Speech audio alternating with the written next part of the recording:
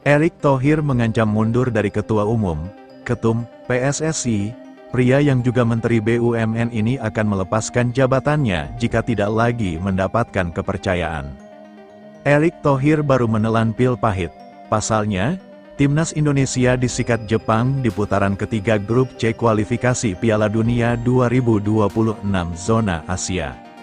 Tanpa ampun, Timnas Indonesia dibungkam Jepang 0-4 di Stadion Utama Gelora Bung Karno, SUGBK, Senayan, Jakarta Pusat, pada Jumat, tanggal 15 November tahun 2024, malam WIB. Selesai pertandingan saya bertemu media, mereka semua ada di luar. Apa yang saya katakan kepada mereka itu menjadi tanggung jawab saya, ujar Erick Thohir. Erick Thohir baru menelan pil pahit. Pasalnya, Timnas Indonesia disikat Jepang di putaran ketiga grup C kualifikasi Piala Dunia 2026 zona Asia. Tanpa ampun, Timnas Indonesia dibungkam Jepang 0-4 di Stadion Utama Gelora Bung Karno, SUGBK, Senayan, Jakarta Pusat, pada Jumat, tanggal 15 November tahun 2024, malam WIB.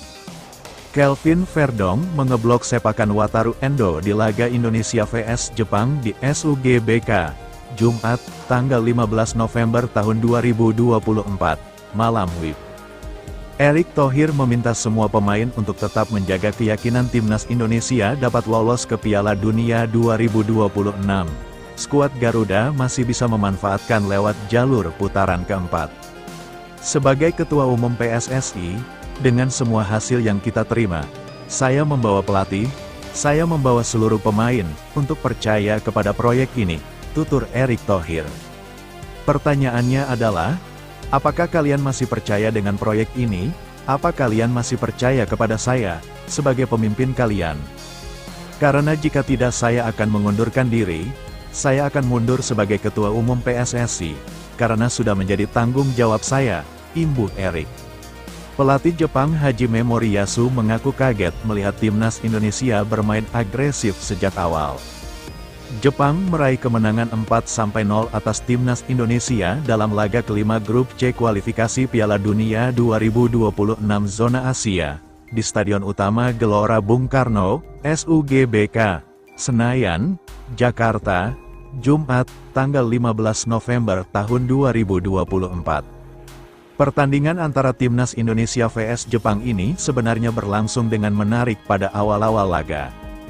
Pasalnya, Timnas Indonesia yang tampil sebagai tim tuan rumah langsung bermain menyerang. Bahkan Ragnar Oratmangun yang bermain menyerang sempat membuka peluang emas. Ragnar Oratmangun mendapatkan peluang emas melalui serangan cepat di depan gawang dan sudah one-on-one. Peluang tersebut tercipta tepat di depan gawang pada menit ke-9, karena permainan agresif yang ditunjukkan pemain Timnas Indonesia. Akan tetapi, peluang tersebut gagal menjadi berbuah gol karena Zion Suzuki sukses menangkap bola dengan baik. Walaupun gagal mencetak gol, tim asuhan Sintayong tetap bermain agresif dan terus melakukan serangan hingga memasuki menit ke-30.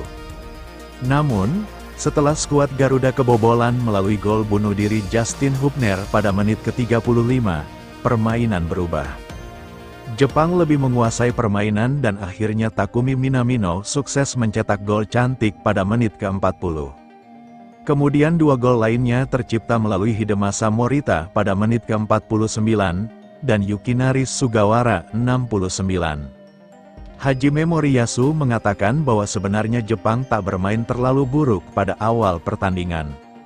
Namun, pelatih berusia 56 tahun tersebut terkejut dengan permainan skuad Garuda. Hajime Moriyasu terkejut karena Timnas Indonesia bermain menyerang, padahal sejak awal mereka memprediksi tim asuhan Sintayong bakal bermain bertahan.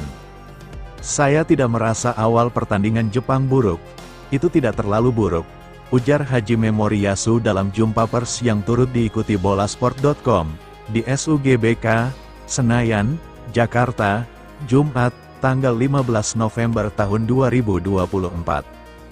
Namun, Timnas Indonesia bermain agresif di awal, itu yang tidak saya prediksi, ucapnya. Untuk itu, Ia merasa gol pertama Jepang memang jadi poin penting. Pasalnya, gol tersebut membuat permainan berubah dan Jepang menguasai permainan. Setelahnya kami cukup kesulitan di lini pertahanan, kata Moriyasu. Dan benar, saya merasa gol pertama adalah turning point, tegasnya.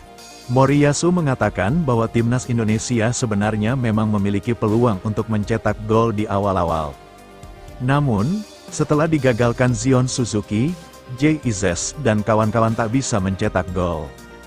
Sebelum gol ini saya merasa timnas Indonesia sebenarnya punya peluang besar untuk mencetak gol, tetapi kiper Suzuki berhasil mengantisipasinya, jelasnya.